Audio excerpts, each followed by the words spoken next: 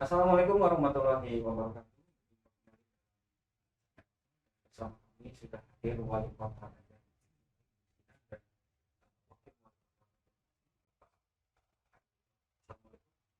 Waalaikumsalam Waalaikumsalam warahmatullahi warahmatullahi wabarakatuh. Sehat, Pak, ya? Alhamdulillah sehat. Alhamdulillah. Kalau misalkan sekarang ini kan musim-musim hujan juga di Batam. Iya, betul. Covid juga masih tinggi ya.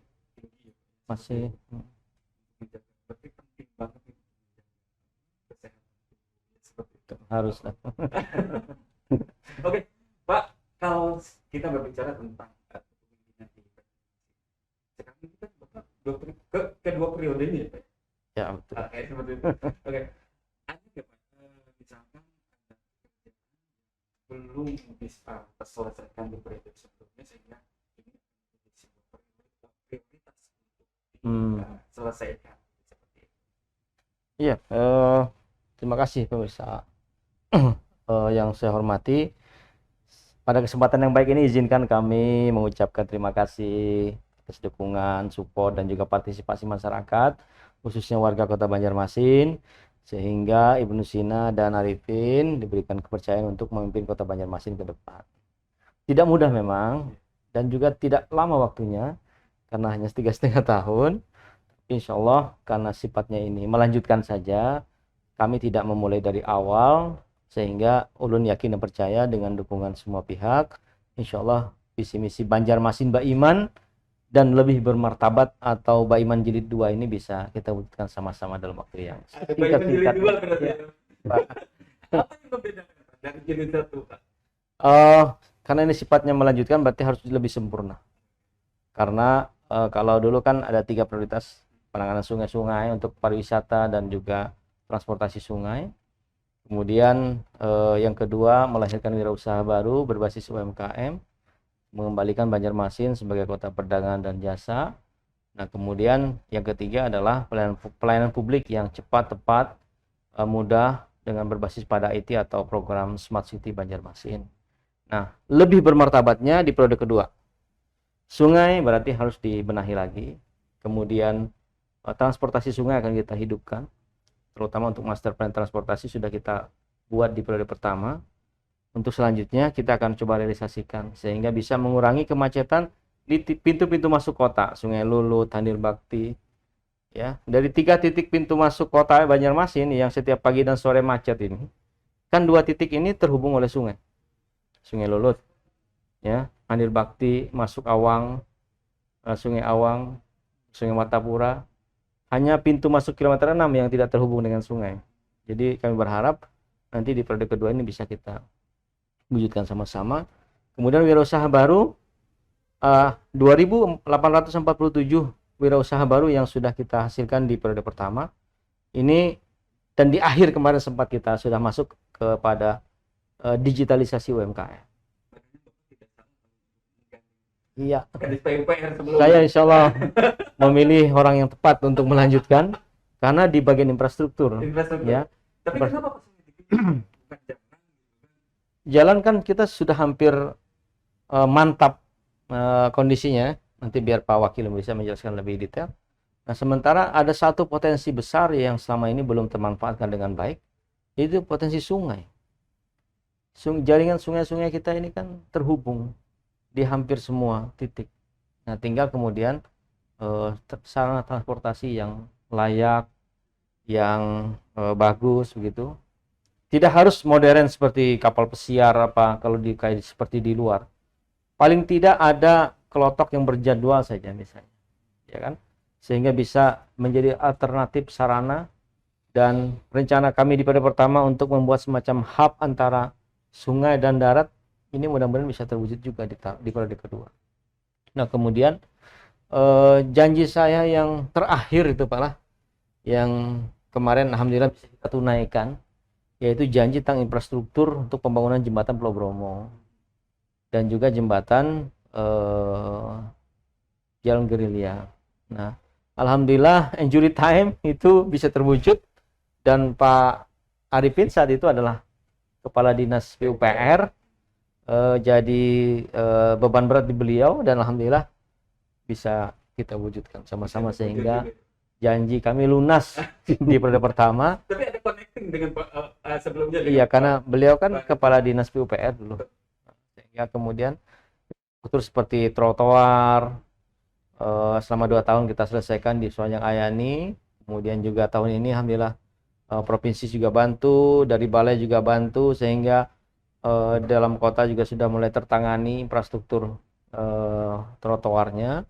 Kemudian sampai ke ujung Kayu Tangi dari balai lah, dari balai itu bantu juga tahun ini, sehingga akan apa namanya, beban Pemko menjadi sangat terbantu untuk menyelesaikan itu, dan tahun ini kita akan coba selesaikan lagi di bagian-bagian di dalam kota yang seharusnya memang ada untuk trotoar dan pejalan kaki, supaya Kota Banjarmasin yang tahun 2017 mendapatkan predikat sebagai kota layak huni nomor 7 Indonesia, ya itu bisa betul-betul layak gitu untuk kemudian kita jadikan sebagai tempat yang nyaman untuk jalan kaki, untuk bersepeda, untuk santai-santai. Kemudian juga suasana kota menjadi hidup dengan geliat ekonomi, walaupun musim pandemi, tetapi geliat ekonomi dari UKM-UKM kita, termasuk juga berdiri banyak kafe-kafe dari anak muda, ya, milenial. Kemudian juga suasana berusaha di pasar-pasar juga geliatnya juga sudah mulai kelihatan. sebesar potensial untuk semua itu. Kalau untuk pariwisata bisa kita andalkan. Selama ini wisata susur sungai kan menjadi salah satu tulang punggung pariwisata Banjarmasin, baik yang sifatnya pasar terapung ataupun juga wisata susur sungai, termasuk penataan kita terhadap kawasan-kawasan yang sudah seharusnya menjadi sarana fungsi sungai yang kedua selain pariwisata, yaitu pengendali banjir. Jadi fungsi sungai itu pertama untuk transportasi, yang kedua untuk pengendali banjir, karena posisi sungai juga berfungsi sebagai drainase besar, ya, drainase besar bagi sebuah kota. Kemudian yang ketiga ya potensi ekonomi kreatif, potensi pariwisata yang ada di situ dengan seluruh infrastruktur pendukungnya menjadi salah satu yang layak untuk kita kembangkan ke depan untuk menjadikan Banjarmasin sebagai the river city, dan itu status yang belum ada di Indonesia. Jadi memang ya kota sungai.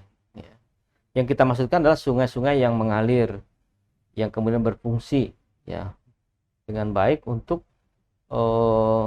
meningkatkan daya tahan kota. Kalau di dalam program SDGs itu ada namanya resilient city, daya tahan kota terhadap bencana. Artinya kota harus bisa bertahan dalam suasana bencana. Apakah bencana alam yang sifatnya banjir, kebakaran, ya, gunung meletus, ya, gempa bumi. Nah, kalau untuk di Banjarmasin ini kan bencana yang besar dulu yang cuat adalah kebakaran. Kemudian kemarin awal tahun banjir. Nah, itu menjadi pengalaman berharga bagi kita untuk menata kembali sungai-sungai kita. Boleh dikatakan saya bukan atau rencana Bapak untuk merenovasi atau revitalisasi itu dengan sungai itu ternyata satu arah iya, gitu ya, inline dengan justru kemarin, gitu. Kesadaran kita itu harus kita munculkan bahwa sejak kami masuk di Pemko, itulah kemudian visi misi Banjarmasin itu kita rubah mindsetnya bahwa sungai adalah beranda depan kota. Nah, sebelumnya kan sungai beranda belakang. Artinya jadi etalase kota, kemudian waterfront city. Itulah yang muncul yang namanya kampung hijau, kampung biru, di mana rumah-rumahnya menghadap ke sungai. Karena kita harus jadikan sungai itu sebagai halaman rumah. Nah, karena filosofinya sederhana. Kalau sungai adalah beranda depan kota dan sungai adalah halaman rumah kita, maka tidak mungkin kita buang sampah ke pelataran rumah sendiri. Jadi kita jadikan sungai itu sebagai beranda depan yang harus kita jaga, kita pelihara. Karena masa depan Banjarmasin ada di sungai. Ya. Dan titik budaya ada di sana. ruang budaya, ruang kreasi dan budaya sungai kita itu yang harus kita hidupkan dengan pasar terapung. Itu kan warisan Sojana, warisan hamparan kekayaan, warisan budaya tak benda yang kemarin tahun 2018 kita sudah dapatkan predikat itu dari Kementerian Pendidikan Republik Indonesia. 3 yang dapat kita ya. Warisan budaya tak benda Indonesia itu adalah pasar terapung Banjarmasin. Kemudian yang kedua seni Madihin, dan yang ketiga rumah lantik. Nah, ketiga-tiganya ini kan ada di Banjarmasin. Walaupun ada juga di Kabupaten Banjar misalnya. Pak Ibnu untuk melaksanakan itu seperti apa Pak? Untuk berubah, untuk merenovasi kota menjadi sebuah kota yang indah, dihiasi dengan sungai-sungai yang akhirnya jadi hidup kembali gitu, seperti itu. Dari Bapak gimana? Ya, kalau kami sih pengalaman sebagai ya di bidang infrastruktur, ya kami kira Oke, kita tahan dulu Pak sebagai Oh. pengalaman. Kita akan kembali setelah jeda itu.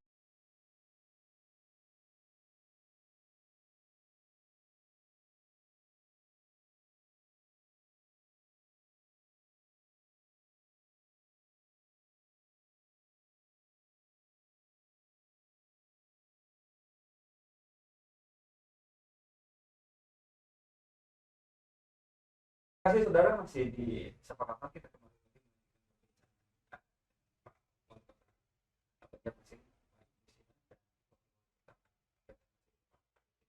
ya, Pak. Kalau tadi berbicara tentang banyak banget nih, Pak, dari cita-citanya Pak Ibnu ini untuk membuat indah Banjarmasin seperti itu gitu. Kan tidak serta-merta dong Pak Ibnu itu menggandeng Bapak, oh ini kayaknya bisa dong untuk dijadikan mindsetnya sama gitu, seperti itu. Gimana Pak? ya kalau kami kan tentu sudah terbiasa Pak, karena tugas-tugas yang diberikan oleh pimpinan-pimpinan kami, khususnya di bidang infrastruktur. Nah, terutama apa yang menjadi sebuah cita-cita, kita juga ingin melihat bahwa ibu kota Provinsi Kalimantan Selatan ini, Banjarmasin, menjadi sebuah hunian yang sangat nyaman. Pertama tadi kita harus layak sebagai hunian kan. Nah, kita nanti akan menuju kepada layak-layak lainnya, Pak. Jadi istilahnya Layak-layak apa? ya seperti layak orang tua, ya, layak ramah lansia, ramah lingkungan, disabilitas kan, layak anak gitu. Jadi semua itu akan menjadi sebuah yang harus menjadi program, Pak, agar seluruh penghuni masyarakat Kota Banjarmasin dan pendatang akan di mana-mana melihat di ruang manapun, di darat, di sungai, nah, di seluruh fasilitas akan merasa nyaman. Nah, tentu ini ada sebuah penataan tadi apa yang beliau Pak Wali Kota inginkan karena ini pengalaman beliau di periode pertama ya. Karena beliau, saya kira ini saya beruntung karena mendapat Pak Ibnu Sina, pasangan yang sudah punya pengalaman. Tentu kami sebagai yang pernah membantu beliau di bidang infrastruktur, nah, ya artinya ya, walaupun hanya bahasa kita, walaupun hanya dengan gerak mata, saya udah ngerti gitu. Apa yang beliau inginkan ya kan, sudah chemistry-nya udah jalan gitu ya. Nah jadi kalau dengan orang satu frekuensi itu enak gitu Pak, kedipan mata aja udah ngeh gitu ya. Jadi intinya kami sebagai yang membantu di bidang infrastruktur, tentu kami secara sudut pandang kami ingin bahwa semua yang menjadi inventarisasi yang dihajatkan oleh masyarakat Kota Banjarmasin ini kita harus kita tata sebaik-baiknya. Jadi tidak ada yang mungkin dari segi tadi Pak Ibnu pengen sungai bersih. Nah tentu kita ingin bahwa bagaimana pola bersih ini kita harus tata infrastrukturnya Pak. Jadi perlu kita carikan tempat pembuangan sampah yang sudah memang benar dan teratur. Nah nanti sampai ke hulu hilirnya akan kita lakukan sampah-sampah dan sanitasi masyarakat ini agar yang masih berfungsi kita fungsikan dengan baik, yang memang harus kita jadikan limbah, harus kita jadikan limbah yang bermanfaat. Ini juga ada pola-pola yang sudah dilakukan oleh kawan-kawan di dinas masing-masing nanti Pak. Jadi tentu ini menjadi suatu tantangan yang kami kira bukan ya tidak mungkin saja semua, tapi semua partisipasi masyarakat, partisipasi aparatur, itu harus betul-betul menyatu dengan apa yang jadi visi misi dari kita semua. Oke. berarti kan bukan hanya sebatas sungai bersih gitu Pak ya, Iya. seperti itu. Tapi kan ada juga kalau tadi itu saya menangkap bahwa oh ini kalau misalkan ini terrealisasi betapa indahnya gitu sebuah kota dikelilingi dengan sungai Ya. dan itu bisa menjadikan yang pertama bisa sungai itu hidup kembali, ada sisi transportasinya yang hidup gitu seperti Betul. itu, bukan hanya di darat tapi di airnya di air pun dia di sungai pun tetap berjalan seperti itu. Tapi kalau misalkan melihat dari kondisi yang sekarang ini, boleh dikatakan bahwa kendaraan semakin banyak, gitu seperti itu. Terus menggunakan perahu-perahu juga, apakah memungkinkan si masyarakat itu akan kembali menggunakan perahu untuk berlalu lintasnya atau bertransportasinya, gitu seperti itu? Ya, itu saya kira sangat mungkin ya, karena saya pernah survei ke kawasan Pasar Lima dan sekitarnya, kemudian juga masuk ke Sungai Kelayan, itu pagi dan sore yang namanya transportasi sungai itu masih dimanfaatkan oleh warga. Jadi kalau Bapak dan Ibu misalnya sore-sore datang ke kawasan Pasar Lima di Muara Kelayan, ya pagi dan sore kita sering melihat kelotok parkir di Pasar Lima, ada 6 atau 7 kelotok saya lihat di situ, dan biasanya disusun rapi gitu. Kalau ada kelotok isi muatannya susun rapi, itu seperti kita duduk di bus gitu. Dan itu masih berlangsung sampai sekarang. Karena daripada warga Kelayan macet misalnya, ya sampai ke ujung Pemurus itu masih bisa tersambung dengan sungai.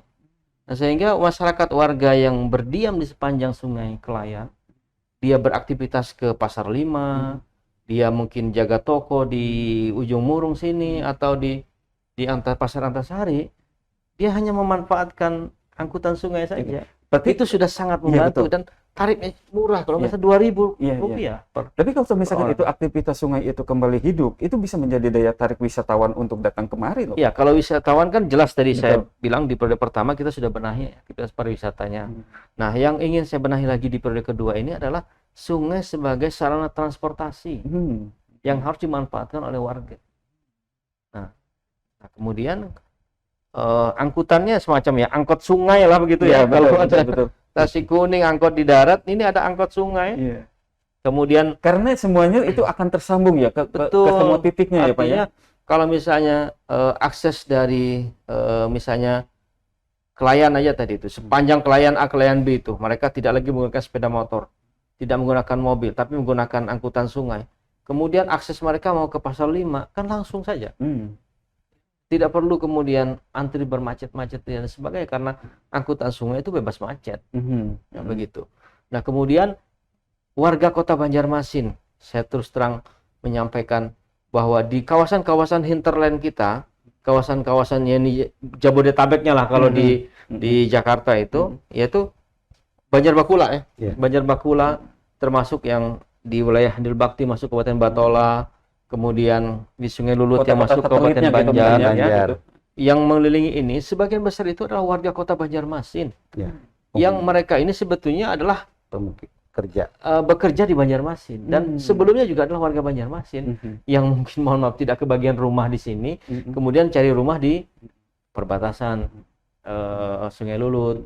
Makanya kenapa Sungai Lulut itu macet luar biasa, karena memang sepanjang sungai itu kan kiri kanan itu perumahan semua, dan yang bermukim di situ warga Banjarmasin. Kan aktivitasnya itu. Makanya dalam perkiraan saya itu tidak kurang 100 sampai 150 ribu arus bolak-balik keluar masuk Kota Banjarmasin dalam sehari. Bahkan sampai 200 ribu masyarakat yang setiap hari bolak-balik masuk Kota Banjarmasin. Itu menggunakan kendaraan, menggunakan sepeda motor, mobil dan sebagainya untuk beraktivitas. Berarti tinggi juga ya Pak ya? Sangat tinggi. Sangat tinggi ya. Berarti kalau misalkan kalau misalkan dibandingkan dengan sungai udah, apakah ini masih hidup, dan atau misalkan berapa persen sih yang tertinggal dengan kehidupan di sungainya itu? Kalau aksesnya tidak tersambung kan tidak mungkin. Betul. Nah, padahal dari ujung Sungai Lulut sampai ke Trisakti, sampai ke ujung Mantuil sana, kemudian dari Handil Bakti ya sampai ke tengah kota, kan terhubung dengan akses sungai. Ya, kemudian kalau kita bisa siapkan sarana transportasi yang memadai, ya menghindarkan mereka dari kemacetan.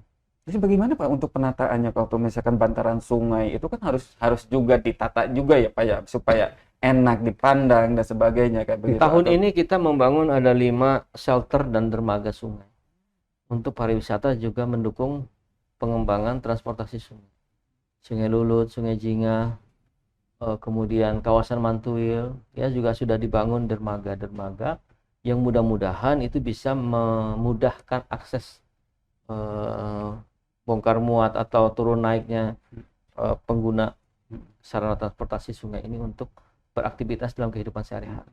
Oke, berarti salah satunya juga kalau misalkan itu terwujud kemudian juga bisa mengatasi masalah kemarin mungkin Salah seperti satunya. itu salah satunya. Dan itu kan menjadi etalase juga Pak untuk sungai Ya, yang betul. kemarin yang di Ahmadiyani. Berarti kan kiri kanan Pak yang sedang dibongkar ya Pak ya, Ya. sedang diperbaiki. Tapi sekarang malah redup lagi Ya Pak. karena Satgas kan sudah berakhir masa tugasnya. Mm-mm. Kemudian program yang masuk ke di kegiatan PUPR baru dilakukan refocusing Mm-mm.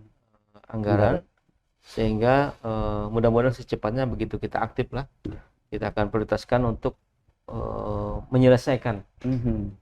tugas yang tertunda kemarin Oh, yang tertunda. yang Jadi masih tetap di ya Pak. akhir masa jabatan kan saya genjot habis-habisan dengan Satgas Sungai dan juga Satgas Normalisasi Sungai dan Penanganan Banjir untuk penanganan banjir di Kota Betul. Banjarmasin secara gercep lah, gerak cepat untuk bongkar supaya aliran air bisa pulih kembali, kemudian juga normal.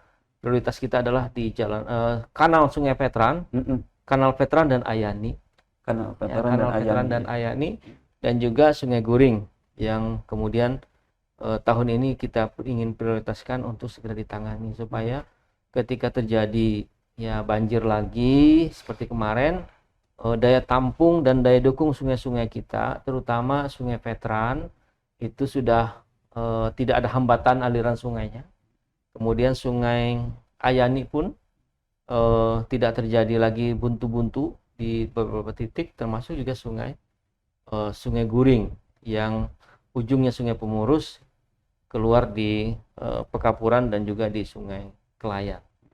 Sehingga titik-titik air yang tergenang kemarin bisa kita alirkan Bisa mengalir cepat. kembali ya Pak.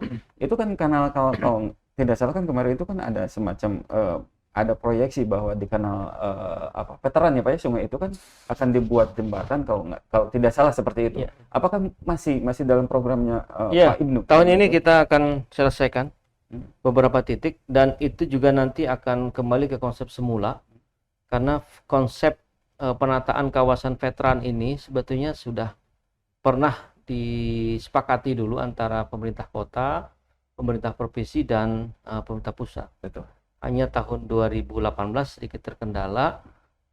Kan kita bisa lihat yang di veteran itu kan sudah ada bangunan Ada kirmirnya. tanggul ya Betul, di betul. tengah itu karena memang konsepnya veteran itu dulu studi bandingnya di periode yang lalu zaman wali kota yang lalu itu mencontoh Sungai Chongge ya, Chong di Seoul, di mana saat itu wali kota Seoul Mr. Lee Myung-bak yang kemudian menjadi presiden Korea Selatan saat itu memulihkan, menormalisasi Sungai Chongge sehingga kemudian dari lintasan jalan tol kemudian dikembalikan menjadi sungai dan berfungsi seperti itu. Nah, itu konsep veteran itu seperti itu. Artinya ada jalan existing, kemudian sungai di tengah, ada lagi jalan di sebelah sisi pinggirnya. Jadi sungai nanti berada di tengah jalan, di tengah-tengah jalan. Diapit. Ya, diapit oleh jalan yang ada dan saat ini kan existing sudah ada, kemudian sungainya sudah ada mulai penataan. Nah, jalan lingkungannya ini yang belum, yang memang harus kita tangani segera. Apakah sungainya akan dilakukan penyempitan atau tetap sungainya lebarnya nanti seperti akan itu? distandarisasi. Standarisasi. Jadi paling tidak lebarnya itu 6 Pak. 6 sampai 8 lah ya, 6 sampai 8 meter. Nah, itu bisa berfungsi dengan dikeruk untuk dipulihkan normalisasi sehingga nanti di tahun ini di perubahan atau juga di murni 2022 kita pasang sipil ya. Ya, setpel. Untuk ke sipil sehingga fungsinya seperti tanggul yang cukup kuat, yang sangat kuat untuk kemudian kiri kanan itu bisa kokoh sehingga sungainya bisa berfungsi Dan dengan itu akan juga menjadi pemecah kemacetan ya Pak, yang Betul. biasanya yang di sana itu terjadi. itu untuk penanganan banjir dulu. Penanganan Penanganan banjir. banjir dulu. Seperti yang kita lakukan di depan pasar Kuripan, Mm-mm. itu kan sudah dikeruk dengan lebar mungkin 3 sampai 4 meter, dan insya Allah tahun ini kita sharing yang bagus. Kemudian ex TPS Kuripan itu akan dipercantik. TPS-nya sudah dipindahkan ke ex Pasar Buah, termasuk juga TPS yang di ujung yang sempat viral kemarin karena dia menampung bukan hanya sampah warga kota, Iya. tapi warga Kabupaten Banjar juga Iya. membuang sampahnya di situ, terutama di warga Sungai Lulut yang ada di Kabupaten Banjar, itu juga ke sana membuangnya, sehingga ini dibersihkan semua, tidak ada lagi TPS yang berada di pinggir jalan. Mm. Ya, semua masuk ke ex Pasar Betul. Buah, sehingga kawasan itu bisa kita tata dengan taman lah, Iya. ataupun Ya. juga pedestrian atau tempat berjalan kaki yang cukup layak untuk mempercantik kawasan dan berubahlah total Ya, pasti. dari situasi yang sebelumnya tumpukan Dan itu pun sampah. nantinya akan bisa menjadi galian untuk potensi-potensi yang lainnya, misalkan yang tadi itu untuk pariwisata dan sebagainya, Ya, mungkin betul. seperti itu. Kita tahan dulu Pak. Kita akan kembali saudara setelah jeda iklan berikut ini.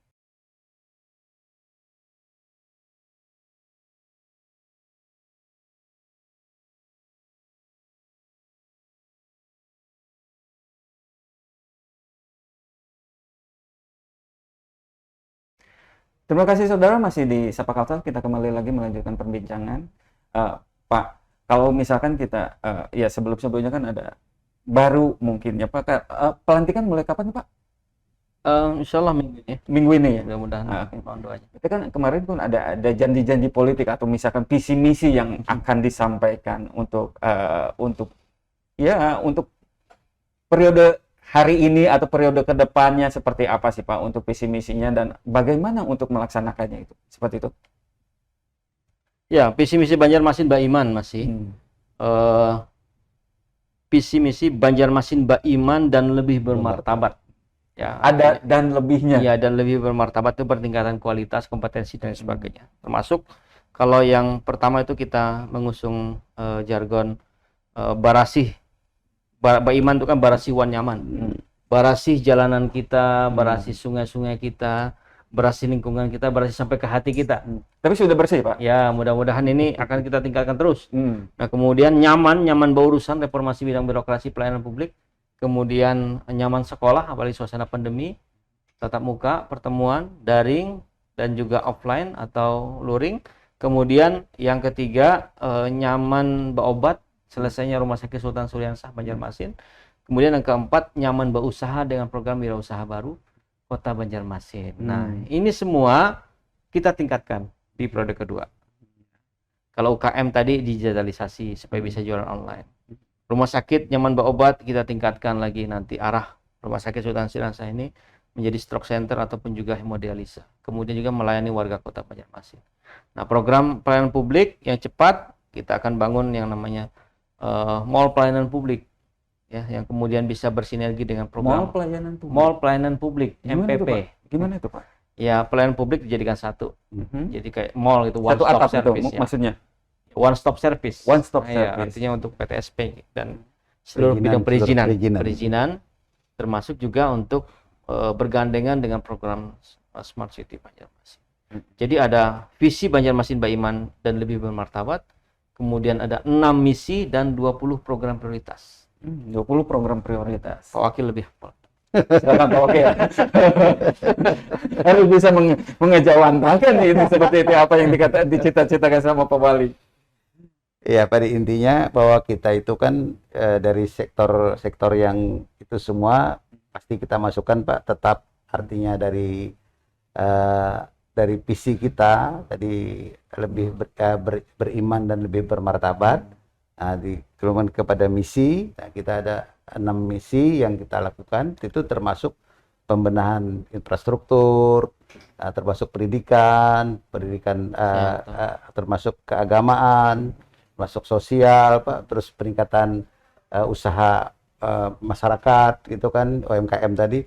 Nah, dari sekian skala prioritas yang 20 tadi, memang itu kita step by step yang akan kita lakukan nanti masing-masing itu tentu dengan skala prioritas yang kita lakukan. Nah, sehingga intinya itu kami sebagai menerjemahkan dari visi misi dan skala prioritas yang kita lakukan itu, kami sebagai membantu pelaksanaan dengan SKPD nanti bekerja sama tentu ingin semua ini akan tercapai dengan baik tujuan kami. Nah, sehingga tadi lebih bermartabat tadi artinya ada nilai-nilai plus yang lebih gitu, Pak. Yang bermartabat itu nilai plus. Jadi bukan hanya bersih tapi ada tambahan lain gitu. Nah, sehingga ini yang perlu kita prioritaskan pertajam, sehingga kami ingin menginventarisir semua, Pak, dengan seluruh SKPD. Nah, jangan sampai nanti apa yang kita hajatkan tadi tidak terlaksana gitu, Pak.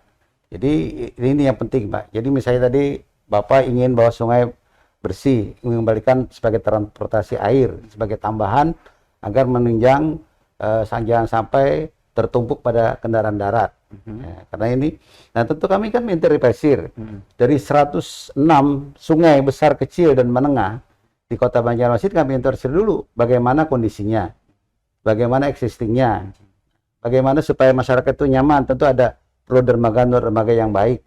Nah, tentu ada alur untuk menjaga yang baik. Ini semua akan kami inventarisir, Pak, dengan sistem program. Berapa lama inventarisirnya, Pak? Sebenarnya kayak kalau perlu saya setiap hari harus kerjasama dengan SKPD, Pak. Nanti setelah Berarti kan harusnya kan ada deadline ya, Pak. Inventarisir, oke. Setelah diinventarisir kan berarti kan harus dilakukan segera kan seperti itu. ya maksud itu, Pak, paling nggak diinventarisir agar nanti dalam program kami di perubahan dan program 2022 itu sudah termasuk dalam satu program pola perencanaan kita, Pak.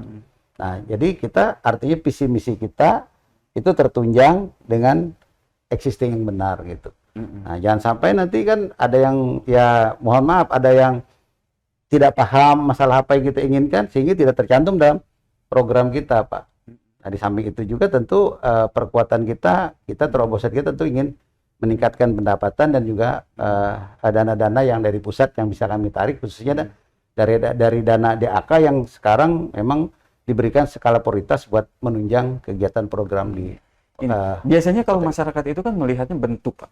Melihatnya ketika misalkan ada Pak Ibnu ataupun Pak Arifin menjabat sebagai Banjarmasin 1 dan Banjarmasin 2 misalkan seperti itu, apa yang menjadi perubahan dari sebelumnya kan gitu kan. Jadi harus real dan harus cepat kan. Biasanya masyarakat menginginkannya kan seperti itu, Pak. Jadi kalau misalkan inventarisir berapa lama, pelaksanaannya berapa lama sehingga ada hasilnya yang bisa didapatkan oleh masyarakat gitu seperti itu. Kalau inventarisir itu kan masalah teknis kami, betul, Pak, agar tidak akan melanggar aturan. Betul. Aturan yang harus kita jaga, Pak. Betul, kami kan mengawal supaya jangan sampai nanti salah aturan, Pak. Iya. Jadi salah satu kan kita nanti bekerja sama dengan beberapa SKPD lain dan Perkominda lah. Nah, agar kami tidak ada yang melanggar aturan. Nah, sehingga yang kita butuhkan kepada masyarakat pun juga akan ada kita perlihatkan nanti, Pak. Jadi ibaratnya andai kata, oh ini apa sih 100 hari kerjanya Pak Ibnu Arifin gitu. Nah, walaupun itu secara de facto-nya sih tidak ada istilah itu. Betul. Ini kan nggak ada penunjang dana gitu. Itu hanya istilah aja, Pak. Istilah aja. Harusnya ada gerakan yang harus kami perlihatkan. Seperti tadi keinginan Pak Wali Kota ingin bahwa kita tidak ada lagi ini pengumpulan sampah di pinggir jalan. Betul. Nah, itu harus segera bagaimana kita mengaktualisasikannya. Nah, agar ini menjadi barang yang harus kita jadikan pola gitu. Jadi ada hal-hal yang... Jadi hari pertama itu harus langsung kebut dan kerja gitu, Pak. Ya, artinya kita ada tahapan juga. Yeah. Tapi jangan sampai melanggar aturan gitu. Betul. Jadi insya Allah kami istilahnya dengan Pak Ibnu dan Pak Wali Kota tentu kita akan selalu dengan tangan. Jangan sampai kita ada bentrok gitu. Jangan ada ini. Kami ingin menjaga ini sehingga kami jalan lurus dengan beliau. Nah, artinya selalu kan kalau soulmate nggak akan mungkin juga, Pak. Kan kedipan matanya udah langsung direspon, Pak. Insya Allah, Pak. Makanya satu frekuensi ini, Pak. Diambil seperti Mudah-mudahan itu kami kan, terus gitu. istiqomah, Pak. Iya, istiqomah.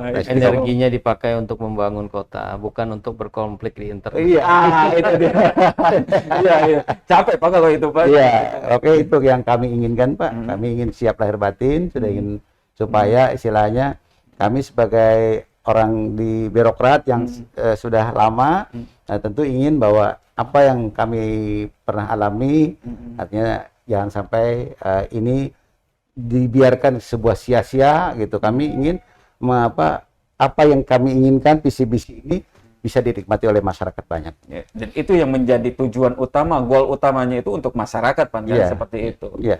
Terkait dengan juga tadi untuk memulihkan ekonomi, Iya. seperti itu. Iya. Ada apa itu? Ada upaya untuk menumbuhkan perekonomian di Banjarmasin, karena Banjarmasin itu kota jasa ya Pak ya. Kota dagang Iya, dan iya, jasa. jasa. Kota dagang dan jasa ya. Iya. Itu emang dari dulu ya Pak ya. Iya, karena Banjarmasin kan bandar ya. Banjarmasin, bandar itu pelabuhan. Jadi kota ini memang tumbuh dari pelabuhan pinggir sungai. Dan kemudian jalan-jalan, rute-rute jalan darat juga mengikuti alur sungai.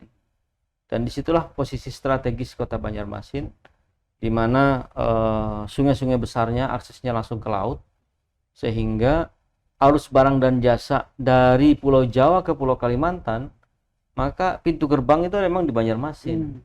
Itu kan jalur tradisional yang selama ini berjalan dengan baik, sehingga pelabuhan Trisakti itu pelabuhan terpadat nomor 2 di Perindo 3 setelah Oke. Tanjung Perak Surabaya. Setelah Tanjung Perak Iya, Surabaya. karena apa? Karena memang arus barang jasa itu Ya, memang luar biasa. masuk ke Kalimantan itu, ke Kalimantan Tengah, Berarti ke permintaannya Kalimantan Timur. Iya. Tinggi dong Pak. Iya, makanya posisi strategis Trisakti itu kan karena dia melayani akses ke Pulau Jawa dan dari dan ke Pulau Jawa ke Pulau Kalimantan. Nah, maka tidak salah kalau kemudian Pak Gubernur pernah menyampaikan soal bahwa Banjarmasin adalah pintu gerbang IKN, ibu kota negara. Iya. Nah, karena memang akses tercepat dari Pulau Jawa dari Surabaya sebagai pusat pertumbuhan dan pusat kegiatan perekonomian Indonesia, di mana penduduk Pulau Jawa itu memang lebih dari separuh penduduk Indonesia. Nah, arus barang dan jasa masuk ke Kalimantan yang melalui kota Banjarmasin. Dan itu yang harus kita manfaatkan betul posisi ini. Sehingga pengembangan pelabuhan Trisakti, kemudian kawasan Mantuil Industry Park and Port and Park, itu pelabuhan dan juga untuk pergudangan, manufaktur dan lain sebagainya, termasuk di kawasan Lingkar Selatan, ya itu memang perencanaan jangka panjang kita untuk menjadikan Banjarmasin sebagai epicentrum pertumbuhan ekonomi dan juga perdagangan di Pulau Kalimantan. Sehingga misalnya rencana dalam Sisloknas, sistem logistik nasional, itu kan daya tahan sebuah pulau ya untuk cadangan logistik sanggup berapa hari misalnya, 1 minggu cadangannya atau 1 bulan, maka saat itu sudah ditetapkan oleh Presiden bahwa PDR, pusat distribusi regional, itu adanya di kota Banjarmasin. Di mana di situ harus ada sistem pergudangan, cold storage untuk menampung berbagai macam kebutuhan sandang pangan, sembako, kebutuhan pangan dan cadangan serta ketahanan pangan. Nah, itu potensial besar dong Pak kalau itu Pak. iya, dan lahannya kan sudah kita siapkan di Siapin. kawasan Lingkar Selatan. Ada areal sekitar 5 hektar yang memang kita sudah siapkan saat Untuk ini. pergudangan itu. Untuk pergudangan dan juga untuk PDR, pusat distribusi regional. Pusat distribusi regional Nah, untuk Kalimantan. Hanya memang pada saat Pak Presiden Jokowi menjabat, beliau di akhir masa jabatan pertama itu bikin suatu program untuk pengembangan pasar rakyat. Nah, sehingga program 5.000 pasar rakyat se-Indonesia itu kemudian jadi prioritas. Sehingga PDR ini sedikit terabaikan. Padahal kalau seandainya saat itu kita tetap bangun PDR ini, nah ini kan jadi stok kawasan pulau, Betul, sistemnya. betul, Stok betul. pulau atau stok logistik untuk ketahanan pangan sebuah pulau seperti Pulau Kalimantan. Nah, di sinilah distribusi. Ya, distribusi ini, besar nantinya Pak. ya distribusi, kemudian ya semacam pasar induk lah itu kalau dalam sisi Iya. ekonomi itu, Nah, PDR ini yang kemudian menjadi penopang ketahanan pangan nasional yang ada di Pulau Kalimantan. Nah, itu tempatnya di Banjarmasin. Itu Perpres tahun 2012 tentang Sistem Logistik Nasional atau Sisloknas itu sudah menetapkan PDR itu andaknya di Banjarmasin. Andaknya di Banjarmasin, sehingga kemudian ini harus kita dan ini menjadi prioritas program Bapak di tahun ini. Kita akan coba nanti komunikasikan kembali dengan Kementerian Perdagangan terkait dengan penetapan presiden tersebut, sehingga kami berharap paling tidak sentra ekonomi itu adanya di Banjarmasin, karena Banjarmasin ini kan dikelilingi oleh kawasan kabupaten kota penghasil sumber daya alam, ya. Kemudian Banjarmasin memang tidak punya sumber daya alam, tapi dia punya posisi strategis, betul, ya, di Pulau Kalimantan, di ujung selatan Pulau Kalimantan, sehingga kemudian akses ya lebih cepat, ya, lebih mudah. Dan alur Sungai Barito kan masuk dalam sistem tol laut, tol laut yang sampai sekarang masih diakui sebagai kawasan alur yang berfungsi untuk menopang perekonomian sebuah pulau seperti halnya Pulau Kalimantan melalui kota Banjarmasin. Oke, berarti ya potensial banget Pak kalau misalkan Banjarmasin untuk dikembangkan lebih maju daripada tahun-tahun sebelumnya. Betul. Karena dari potensi ekonomi dan juga peta investasi Provinsi Kalimantan Selatan, dari hampir 3,8 triliun tahun 2019 itu realisasi separohnya kan di Banjarmasin. Hampir 1,6 triliun itu ada di Banjarmasin realisasi investasi. Artinya dalam suasana COVID apalagi, nah infrastruktur yang terbangun terutama untuk jaringan telekomunikasi adalah investasi terbesar yang masuk di Provinsi Kalimantan Selatan. Oke, kita berkaitan dengan COVID, Pak. Tapi tahan dulu, kita akan kembali setelah jeda iklan berikut ini.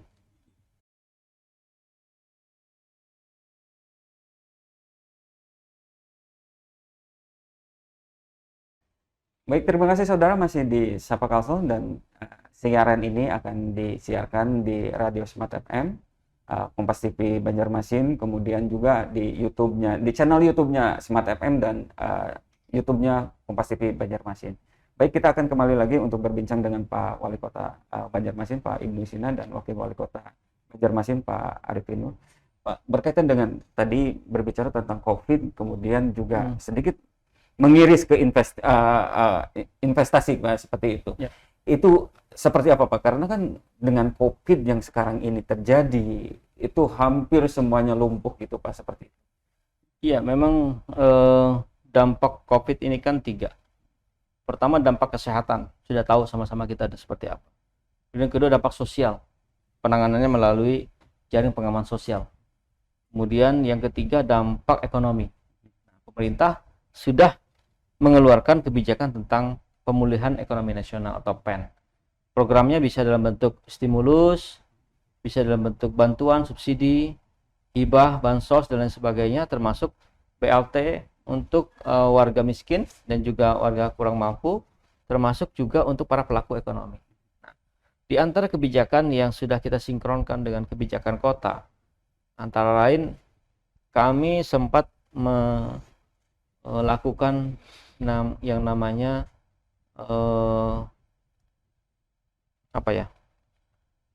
untuk pajak hotel dan restoran. Itu sudah kita hapuskan selama 3 bulan untuk mendukung program itu. Kemudian juga pencabutan 10 kubik di PDAM, ya, aturan soal 10 kubik, sehingga tidak memberatkan warga lagi. Warga membayar sesuai dengan yang dia keluarkan, yang dia pakai, sesuai dengan pemakaian.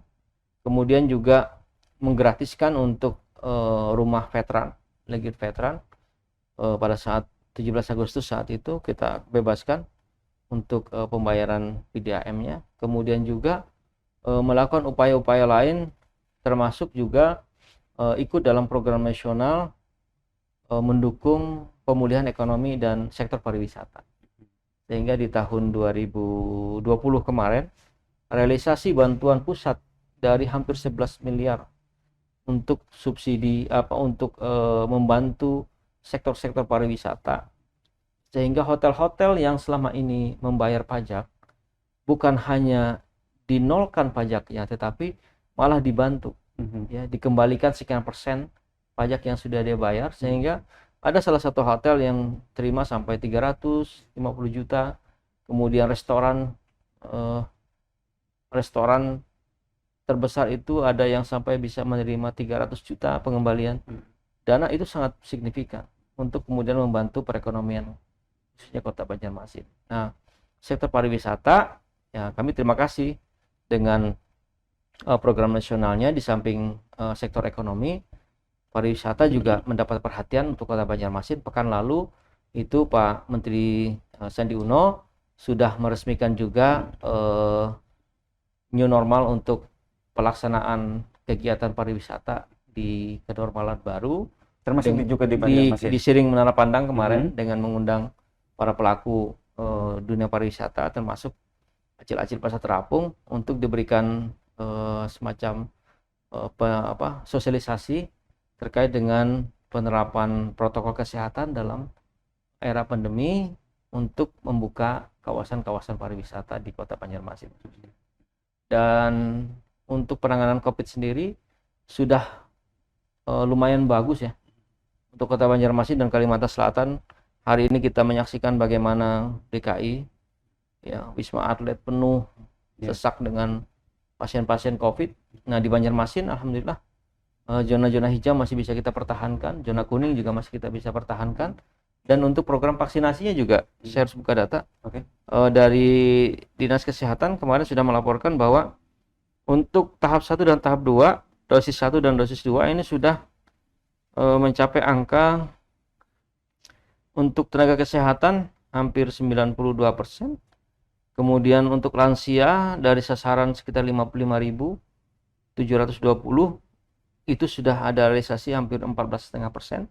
Kemudian untuk pelayanan publik, ya ini para petugas di front office, misalnya perbankan, perizinan dan sebagainya, itu sasarannya ada 60.651 sasaran, dan untuk realisasi di dosis 1 dan dosis 2 udah di atas 50%. Dosis 1 sudah 84,64%. Berarti untuk pelayanan publik lebih tinggi. Sudah lebih tinggi karena kesadaran untuk divaksin juga cukup tinggi, ya, karena dia melayani masyarakat kan berhadapan langsung, seperti petugas-petugas di front office dan juga yang bersentuhan langsung dengan pelayanan publik.